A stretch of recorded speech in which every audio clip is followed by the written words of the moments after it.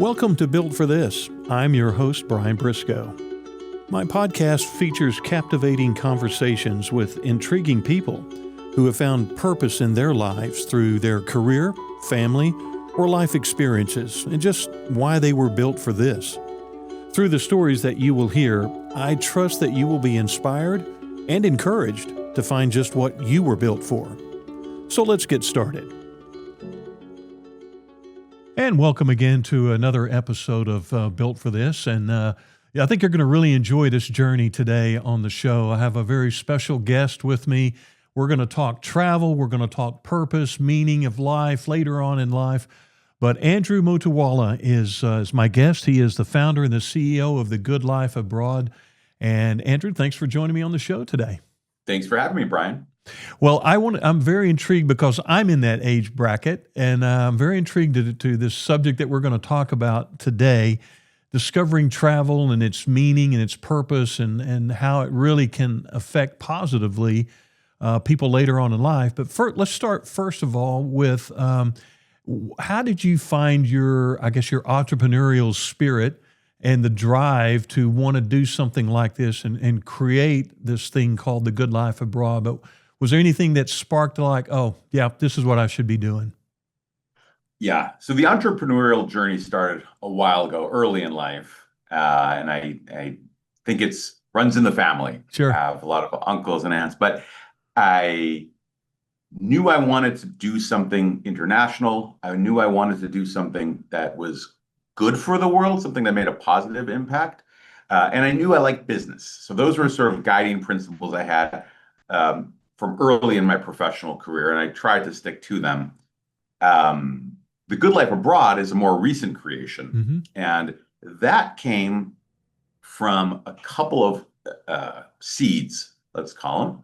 One is I had a travel company before. It was more traditional tourism, Sure. Where you'd go on a tour, you go on a bus, you go see a bunch of things. And we did a lot of intergenerational, grandparents, kids, and the grandkids. Mm-hmm. And the grandparents would say to me, yeah, these are great. We love it because we spend time with our family. It brings us together. But when we travel on our own, why isn't there something that is a little more slowed down? Because we're retired and we don't want to get on the bus, off the bus, check into the hotel, check out of the hotel. We have time. We'd like to just take it easy and see things at our own pace. And I thought that's a great idea. Mm-hmm. Then second thing was me thinking about my own retirement, a little bit selfish, and thinking, I love living in California. I live in San Diego, and I love my city. But I'd love to live abroad for a few months every year in my retirement. And I started looking at on the internet, and I didn't want to buy something and have to deal with maintenance and taxes and things that come with owning property. And I thought, isn't there a way where I could just show up and have a properly vetted apartment that I knew would be comfortable for me, where I can go and live, but then also have a community of people around where I can do things with. Mm-hmm. So I'm not just by myself or with my partner. And she and I are great, but she's heard all my jokes a million times already. So I like to meet new people. Yeah. And so these things kind of came together, and we created The Good Life Abroad, which is fundamentally live for a month or two in Europe, in your own apartment, but you have a community of fellow travelers who live either in the same building in their own apartments or in the exact same neighborhood. So you're not more than a few minute walk from each other. And it's not a tour. We just do activities over the course of a month here and there, about 3 activities a week, a cooking class, an architectural walking tour, a happy hour. But really, it's an independent exploration where you can go at your own pace, exactly what those older travelers were asking me for. And if you want to take a nap in the middle of the day, you can do that. You don't have to get back on that bus. Yeah. So what have you discovered, or I guess recognized, since you started this? You mentioned one of the key things is a slower pace, be there a longer period of time, being able to inject yourself into the community socially. What have you discovered, I guess, is the positive takeaway for people that are doing this and they're seeing in their own lives by taking an experience like this? Yeah. The thing that people don't always realize ahead of time, and I didn't realize the potency of this, is the sense of community that forms. Yeah. Um, and you really connect with these other people because the month, the activities we have planned for a month are great, but and there's a lot of time for independent exploration. But what happens is you really kind of find your tribe and you find people who you really click with because it's not everyone who wants to go live in a place for a whole month. It definitely attracts a certain type of person, a person who really values cultural immersion and has a deep appreciation for other cultures. So you find really cool people who are very well traveled, and then you're like, you're my friends, you're my tribe. And when you do things in community, what we've learned, Hmm. it amplifies the joy. It's nice to go out to a nice restaurant by yourself or with your spouse, but when you have friends, it just makes it a more rich experience. And that idea of community-based travel is something that at the end of the program, people say, wow, that was amazing. I want to travel like this all the time. I love being able to go live somewhere and having friends around and people to do things with. Um, and they don't always realize that at the beginning how big a part community will play.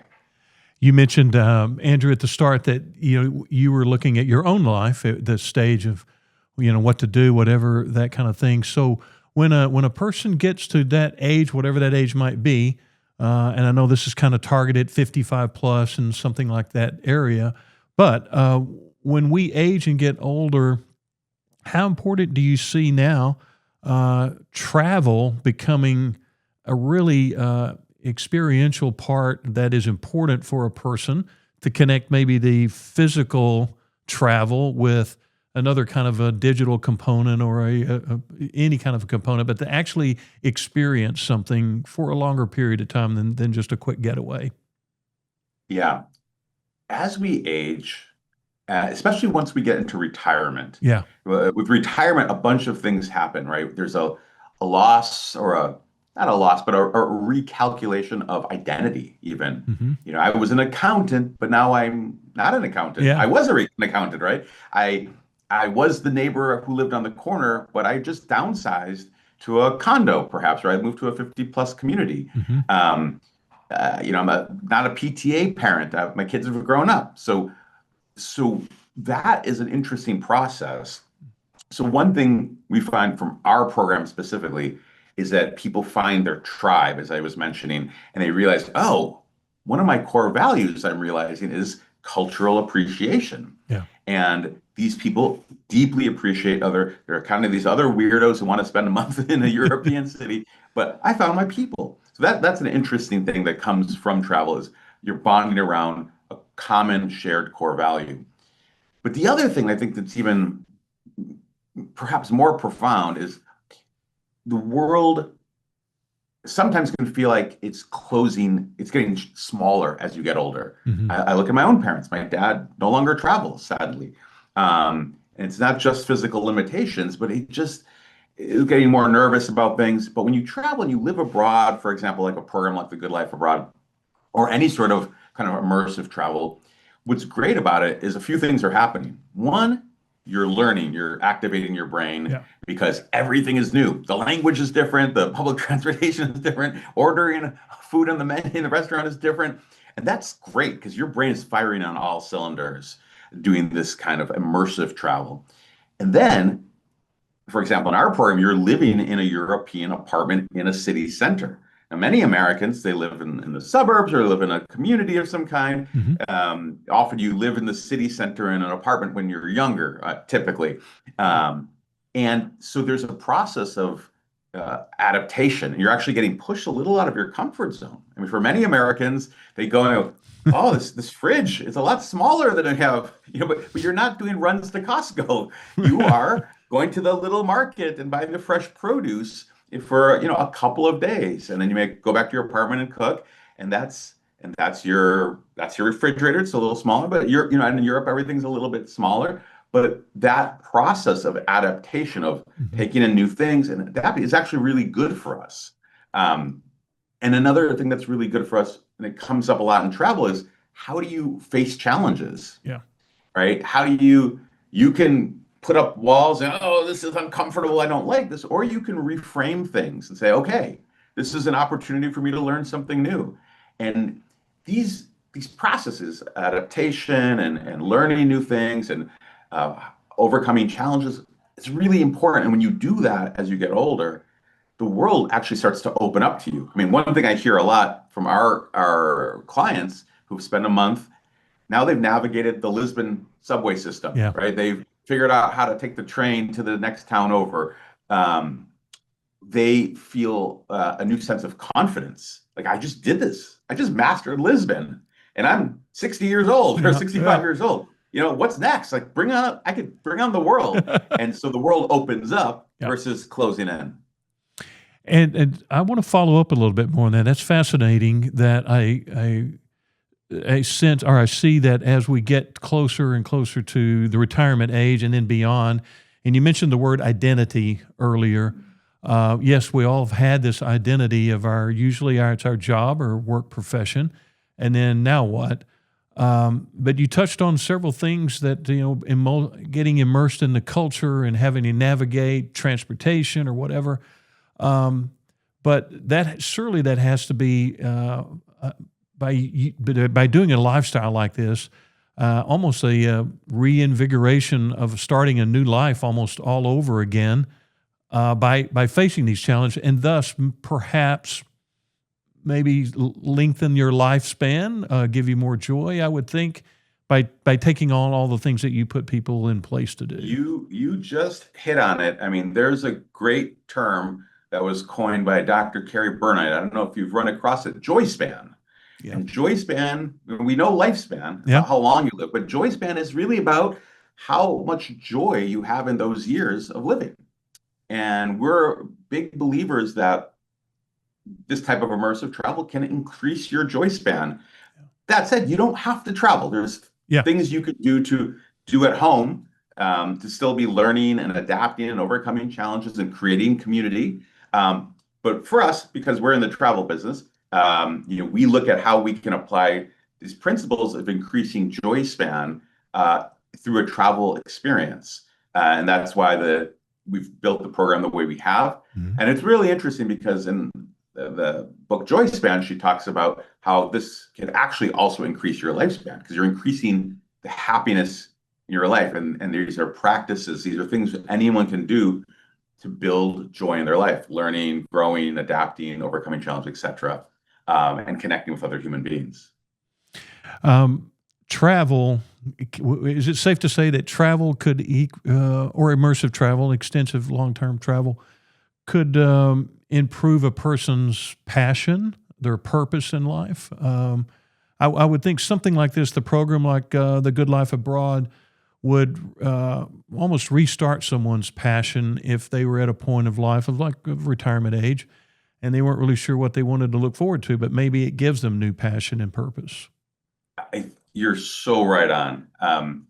People always ask me, like, your program, like, who's it for? Like, who's it good for? And I say, it's good for anyone who's got some curiosity or some interests, right? It's got to start there. Yeah. Because you can use travel, intentional travel. I think that's the key word, intentional, traveling with some intention, right? Yeah. You can, and beyond just like the checklist travel. The checklist, like, oh, I got to go see these 5 sites, which is fine, but there's a time and a place for everything. But if you're more intentional, travel is like an accelerant for whatever you want to. And this is why the whole concept of study abroad exists for students in university, right? Yeah. Because you could go to the place and learn it firsthand. And I'll give you a perfect example. We had a gentleman who was an accountant, I guess, retired, and he had always been interested in art. And he came on our program to Florence, Italy, which is the birthplace of Renaissance art. Yeah. And he went so deep into this, and he started painting, but every day he would want to go look at paintings, and our staff there could give him recommendations to go to off the beaten path type places. And he started painting, and now he got back home, and we did a Zoom call together, and he was showing me he's a painter now. He's not an accountant. Wow. He's just found that passion for art and being immersed in Renaissance art in Florence was really spectacular for him and life changing. You also mentioned learning the cultures of other places in the world. It seems like we in the United States we get that tunnel vision, and this is how the world is, but we're only seeing how we live. And that's a great example of, you just mentioned, who he became a painter, an artist, by just going and experiencing a location. Do you try to get that message across that this is more than an itinerary, a trip? We want people to experience within an experiential journey, much more than we're going to put together a lot of fun things to do. Exactly. What we talk about is the difference between touring abroad and the difference between living abroad. Mm-hmm. Touring abroad is just seeing a lot of things and you're having fun. Living abroad, the takeaway isn't the checklist of things. You might see a lot of great things along the way. You're there for a month. Yeah. But it's actually experiencing a different way of life. And my hope is not that you're going to come back home and suddenly live a European lifestyle necessarily, but just to maybe pick and choose the things that suit you. You say, you know what? I really like that. Like, I'm going to incorporate that into my daily life. But it starts with the understanding that there's different ways to live in the world. There's a default setting, right? Which we grew up in this country. Where time is money, efficiency, efficiency, efficiency. Yeah. And then you go to Europe and said, wow, they're not trying to run me out of the restaurant after 90 minutes. I've been here for hours and no one seems to mind. It's kind of nice. Yeah. And so, slowing down a bit, enjoying the finer things in life. For me personally, I now have a deeper appreciation for food. And as I get older in my retirement, I now care more about the local ingredients, because when I'm in Europe, you're using these fresh local ingredients, and I try to cook more, and I like to cook the recipes I learned while I'm traveling. So Yeah. it all kind of feeds into a slightly different lifestyle. So I'm cooking different foods with better ingredients, perhaps, and that's made my life better. So people, I hope, can learn that there are different ways of life, and they can incorporate some of those things into their own daily lives. How hard is it, or how hard have you found it? Is it to convince people to step out of their comfort zone and then maybe entertain a life abroad for a period of time? Because we do get set in our ways and our pace of life. But is that one of your biggest challenges, to convince them, look, this is going to be a step out of what you're used to, but you're going to like it? We actually say this is not for everyone. Because yeah, it's not. We say that quite a bit, because many people think vacation, comfort, coddling, pampering, and I don't want to go out of my comfort zone. Yeah. And so, we say, look, if that's what you're looking for, go to the Ritz-Carlton, go to the Four Seasons. I promise you'll be very comfortable. Yeah. But if you want to have this experience and learn and adapt and grow, this is going to be a good thing, a good way to do that. Then it comes with a lot of expectation setting and coaching, because then they think, yeah, it's great. They have these romantic visions of Europe, right? Oh, Europe, it's going to be lovely and beautiful. They don't realize in Spain, they don't even go out to dinner till like 10, 11 o'clock at night. So they're coming home at 1 a.m. People are walking in the streets and they're like, I want to sleep. I go to bed at 9. Yes. The garbage trucks come in the middle of the night to pick up the trash, because these are old cities, right? They do this in the middle of the night. Yeah. Oh, I didn't realize that. So I'm in a city center. Oh my gosh, now that said, we look for apartments, for example, with double pane glass, and but still it's a little bit of a shock. Oh wow, I gotta get used to this. And so we see in those first couple days, sometimes people get a little anxious, and then they settle into it, and have a great time.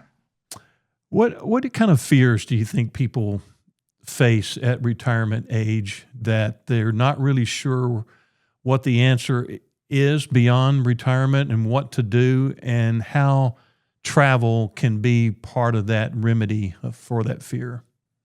Yeah.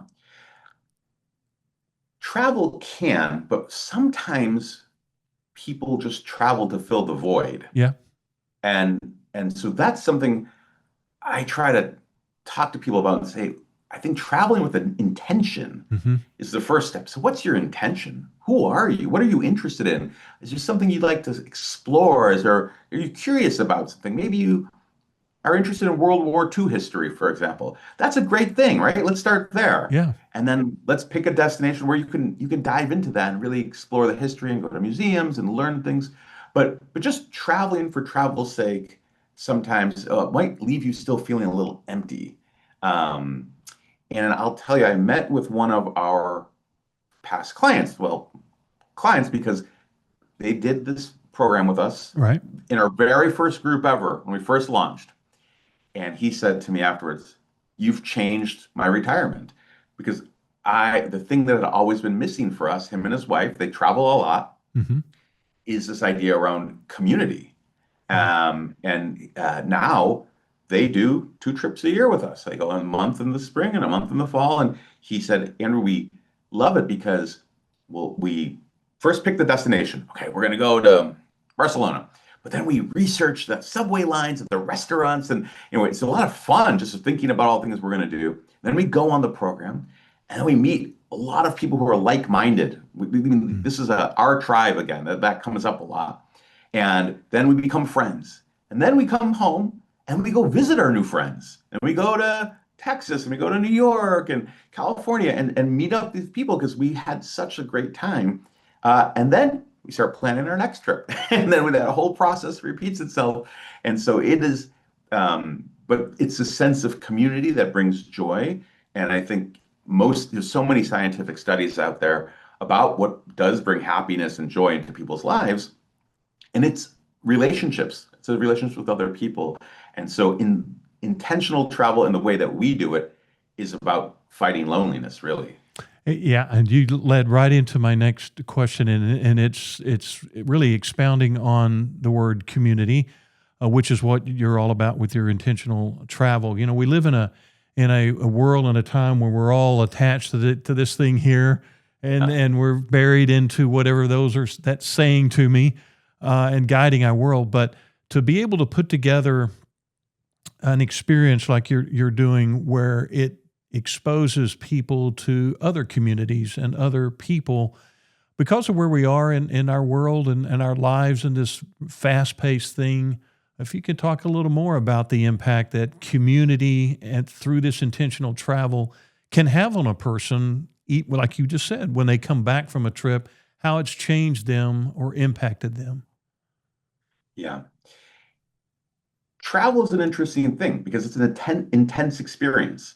In fact, when I think back to my college days, some of the friends I still am in contact with were ones that we did the study abroad program together, Yeah. right? Because you're going through this intense experience of a lot of new things. And so similarly, what happens, I believe, on our programs, you're a month abroad, and everything is new. Hmm. And we really encourage you to go connect with the local community, where there is this community of travelers there, that you have your friends, your built-in community that lives in the apartments around you. But we're also trying to connect them to cool things in the local city, right? So encouraging them to go out and develop routines. Eventually you're going to this coffee shop and they know you, after a month, like, "Hey, how are you?" Yeah. And to do these things. But then we have times when we come together as a community. So we have happy hours and lunches and different activities. But what's cool is then they're processing, okay, what did you do today? Oh, I did this thing and this was really tricky. And I learned this, right? They're kind of helping each other, because the one Mm. thing that defines a community versus a fan club is that you look out for each other, right? Yeah. Yeah. Communities got each other's back. So they're like helping each other. Sometimes we have someone might get sick, they get a cold or something, and they stay in for a couple days. And the other community members, "Hey, can I bring you something? Are you feeling okay? I can get you some soup from the restaurant. I'll drop it off." And they're looking out for each other and they're processing all this new information. And suddenly they're realizing we have shared interests. Oh, Brian likes he's like a wine tasting Yeah. aficionado. Let's take the train this weekend out to the wineries and go try some wines. Cool. And so you have shared experiences that you're bonding over, and meeting people with similar affinities. So it's really beautiful. And I think that's the magic of travel. It just heightens. We could meet for a glass of wine on the corner, but it won't be quite as memorable or as intense an experience as we took the bus out to, or the train out to some winery in the south of France. But we could do both. Yes. It seems like, Andrew, that, in just listening to you talk, that the impact of what you're doing is much bigger than just an experiential, intentional travel. Just the story you were just talking about, how people become bonded together in this community. You're living near each other, experiencing the locals. But it seems like that maybe the impact that you're having is, you talked a little bit about it a minute ago, is they are taking that sort of intentionality and involvement and community mindedness back home with them, that maybe perhaps they had not been so socially outgoing or involved, but maybe it's a takeaway from this kind of trip that I should be more involved and care about my neighbor more and be involved more. I mean, that may be a big picture thing, but it seems like that's what's a big impact is. Absolutely. These concepts, that we incorporate in the program, you can abstract them out. And these are great concepts for daily living, right? Challenging yourself to learn new things. Me with my trying to learn to cook, getting frustrated by it, but it's a great thing. It's making my mind work in a different way, developing a little bit more patience, connecting with others. You realize that the joy that this brings you, so that, hey, I want to do this even when I get back home. I don't have to travel. I can maybe, get involved in some sort of groups that share a common interest. And giving, I think, is a big one too. And it doesn't have to be, you have to volunteer. It doesn't have to be only volunteering. Giving, and you experience this when you travel a lot. It can be, you ever have this experience, you're traveling and you start chatting up people that you wouldn't normally talk to, right? Absolutely. It's like, why do you do that when you travel, but you don't do that when you're at home? Yeah. But also, I think we're like nicer when we travel often. Yes. And so I think, how can I take that daily nicest? Like, I want to do something kind every day for someone. I want to do that when I'm home too. So that's a kind of a way of giving back. And I think giving is a really important, again, principle in general for living, especially as we get older, giving. But it's also something you do when you travel, and you kind of see it. And for some reason, we do more of that when we travel. Yeah. It also seems like when we get to a retirement age, whatever age that might be, the tendency could be, and for many people I think it is, to start living a very sedentary lifestyle. They get into the recliner and they start watching TV, and that becomes their daily ritual. But perhaps the thought of them going on, like we talked about earlier, just a vacation or a trip to them may seem too challenging, too many flights, too many travels, too many connections. But something like this, an intentional travel with the Good Life Abroad, where you're there a long period of time. You talk about the positiveness for people that, might fall back into that sedentary lifestyle, but this would be a way to keep them active physically and mentally, spiritually, emotionally, and all those things. Yeah, and it's more comfortable simply because, I mean, even for me, and I'm a young guy, is the jet lag. Just the jet lag alone, it makes me not want to get on a plane, because I'm going to be so tired. It'll take me almost a week to get over it. By then, in a traditional trip, it's over. Time to come home. I'm just tired for a week. That doesn't sound fun. And then you're making me do all these activities and get on the bus and get off the bus. Oh my gosh. And I, getting to that point where I like taking naps. And so now I'm going for a month. Yeah. I can be jet lagged for the whole week. It's fine. And then if we do some activity, we go on a walking tour, I can go home and take a nap, because it's more free form, it's more independent, and you set your own agenda. And so I tell people, it might seem tiring to travel, but the way we do it, you can be as relaxed as you want. You could spend a whole day just sitting at a cafe reading a book if you'd like. You don't have to push yourself. And for many, that's a great experience. They don't ever do that when they travel, because they feel like they got to pack it all in. The slower paced life, you've talked about that a little bit already. And at retirement age, that's where most people are looking to stay active, but a slower pace. But how important is that really to wrap your arms around and accept that look, there's nothing wrong with a slower paced lifestyle. Even though we've all during our work career have that burning the midnight oil, and you're working hard from start to finish. But now through the approach that you're teaching and showing people how beneficial a slower paced life is, whereas before, society was telling us if you're sitting around, you're not being productive. Yeah, time is money. Yeah, time is money. Yeah, and I think we all crave slowing down. I mean, there's a limit to how much we can push, and I think I look at the younger generation, and Mhm. there are these energy drinks and caffeine, and everything is speed, speed, speed. I just wonder if that's healthy in the long term. We've worked hard our entire lives, but I feel like the next generation's getting pushed even harder. Yeah. So I don't know. I think in the end, we all know it'd be good for us to slow down a bit. That this is not sustainable for the rest of our lives. And so I think going to Europe for in this example with us, you realize, well, they have decent lives too. I mean, you could survive and not work like crazy, and you don't have to eat lunch at your desk. I Mhm. tried to do that with my staff in Italy. I said, okay, can we do a working lunch? And they said, Andrew, what are you talking about? We don't eat and work. We go and we eat and we respect the food. We take our time. We take a solid hour, and that's a fast lunch. And so, but I was like, it's great. It's like, oh yeah, we can do this. What? I gotta get it out of my head that I have to be working constantly, and I know it's better for me. I know I'd like to, and you just realize it's possible. Yeah. And hopefully that example and just living there that way of life for a month, you realize, okay, I can do that when I get back home. Now, when you started the Good Life Abroad, what made you decide Europe was where you wanted to focus on? I mean, yeah, obviously people could try to do that sort of thing, maybe in the States and live in a place they haven't ever lived before. It might be more remote, but I would think culture would have a lot to do with that. You're not going to get the culture experience as you would, but what targeted that Europe and the certain locations you have there that's what you'd want to do? Just selfish. That's where I wanted to retire. That's a perfect reason, as a matter of fact.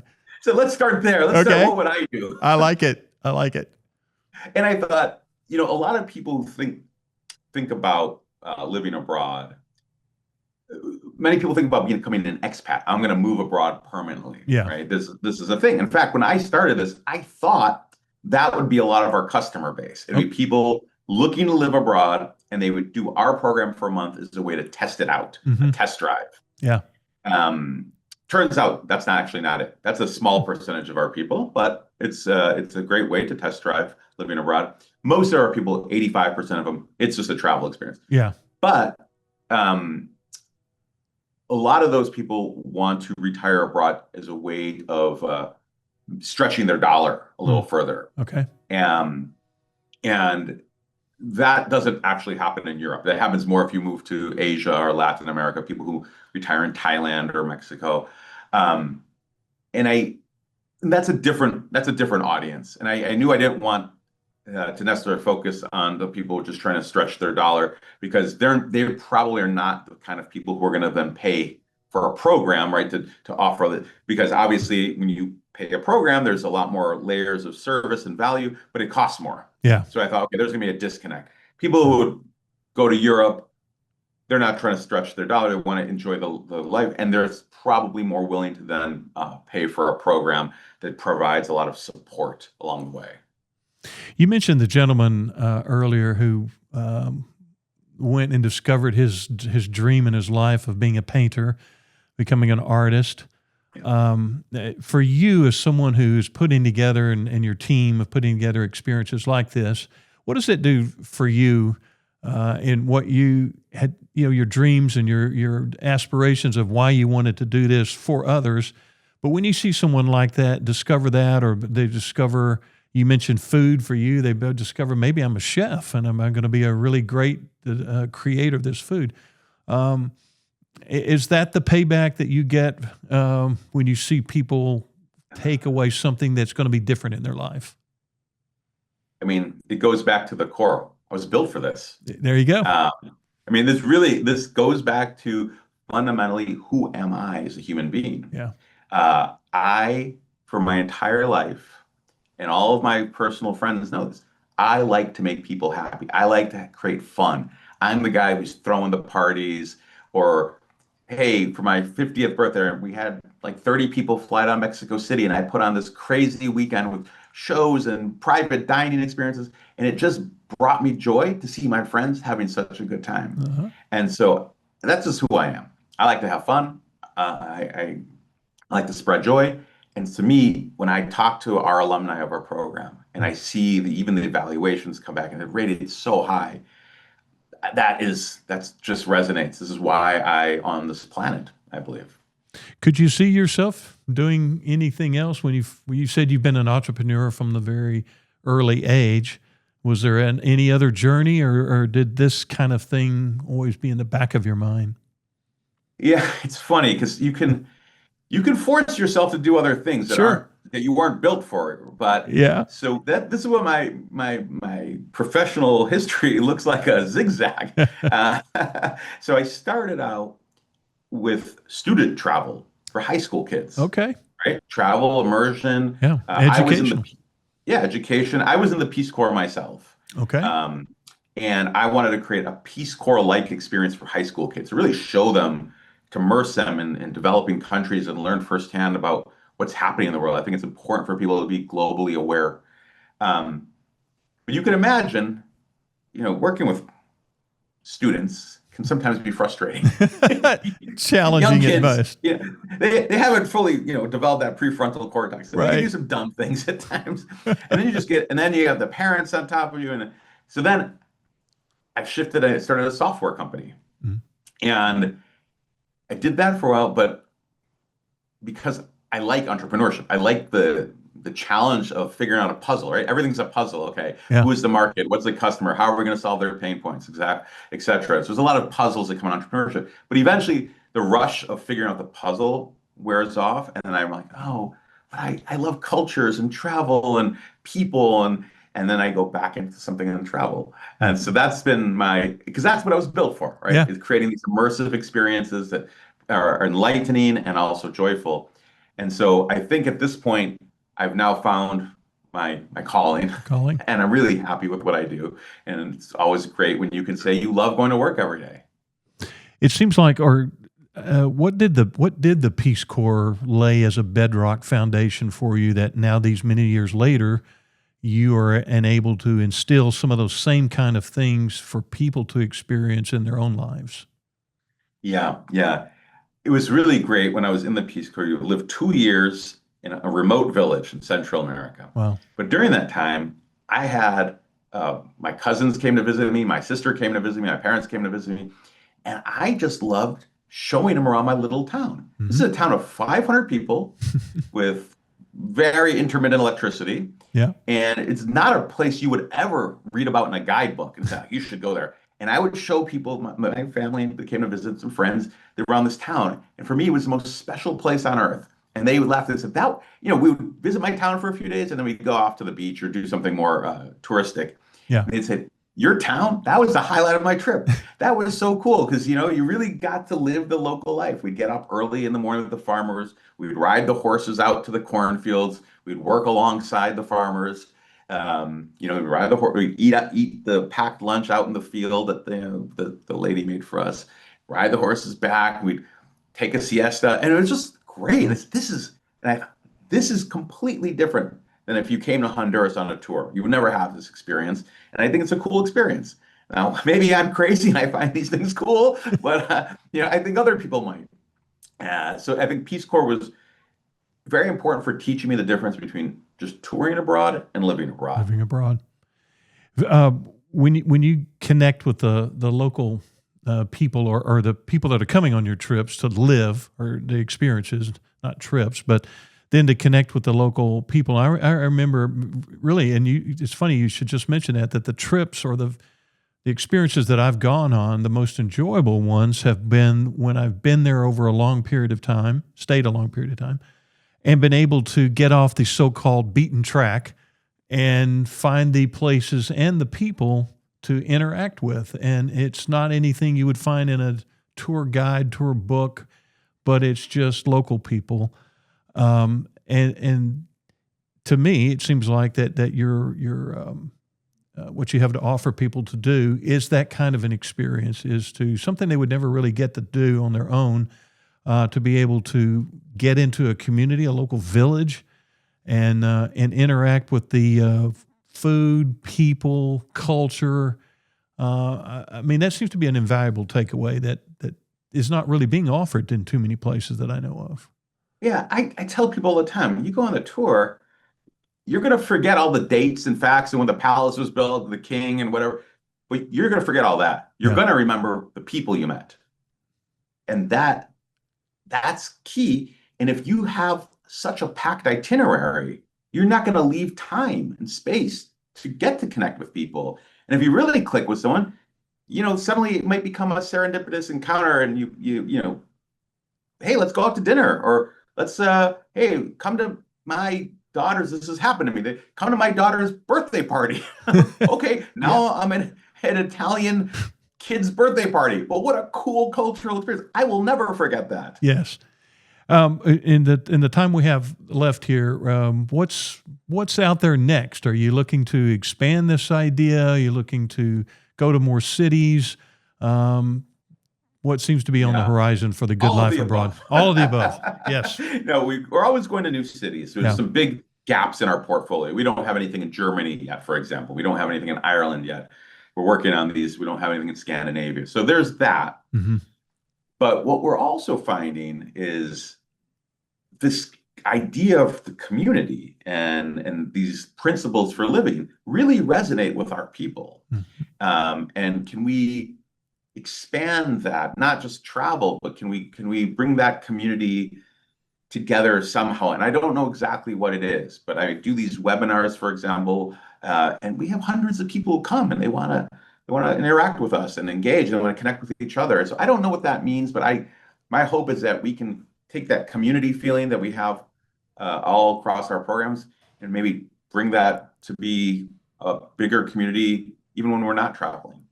You mentioned earlier the word loneliness, and it seems like that we certainly as we get to that retirement age, now a lot of people have to think about, who are the people around me? Do I have family around me? Do I have companions around me? What am I going to do now? I don't have that work community with me anymore. But loneliness seems to be a big issue, I guess, a big topic. So how much do you drill down on that this is when you put together the experiences for the people to come and live a long period of time? Again, it's going to go back to that connecting to community thing. But if you can topple or conquer that word loneliness with a traveler, it seems like it's been a good thing. Well, I think a couple of things. One is, as you get older, you often sort of pare down your friendships. Right. Okay, does this person, we were friends back then, maybe because our kids went to school together. But at this point, is he or she adding joy to my life, or is it sort of just out of inertia, Mm-hmm. And so I think sometimes we kind of recalibrate our friendships as we get later in life. But I also think that many people don't think they're lonely. They don't say, "Oh, I'm lonely." But what happens, I think, when they come on a program like ours, you realize, oh, these are relationships with people that bring me joy and energy. And I want more of this in my life, right? And so hopefully they might realize, yeah, a lot of relationships back home, because I didn't think I was lonely, but they're not bringing me energy. They're not filling me up in any way. And so how do I get more of that when I get back home? And hopefully they realize by being on a program like ours, it's easy. I mean, it's you got to put yourself out there, Mm-hmm. but there are people out there that you can connect with. And one thing I wanted to mention too is about 30% of our travelers are solo travelers. Oh, And so you can imagine for the solo travelers to have this built-in community, yeah. Other solo travelers and also couples. And because it's a community experience, it's not exclusive. It's not like, oh, the couples go do this. It's all about bringing people together. And so whether you're married or you're traveling alone, it's really nice to have that team. Well, it's a fabulous concept. Again, Andrew Motiwalla is my guest today. He's from the Good Life Abroad. Andrew, you're just doing so much great work, I think, in connecting with people at this stage of life who need this kind of relationship, relational companionship, and relational community through travel and living abroad, and impacting a lot of lives in a very meaningful and positive way. And so I just encourage you to keep doing what you're doing, and I appreciate you being on the show today. Thank you, Brian. Thanks for having me. It was a lot of fun. Thanks very much. Thanks for joining me on this episode of Built for This. Be sure to follow Built for This on your favorite listening platform and share it with a friend. Join me on the next episode when I will share entertaining stories of inspiration, encouragement, and purpose-driven experiences. What are you built for? Built for This is produced and recorded by Heart Media DFW.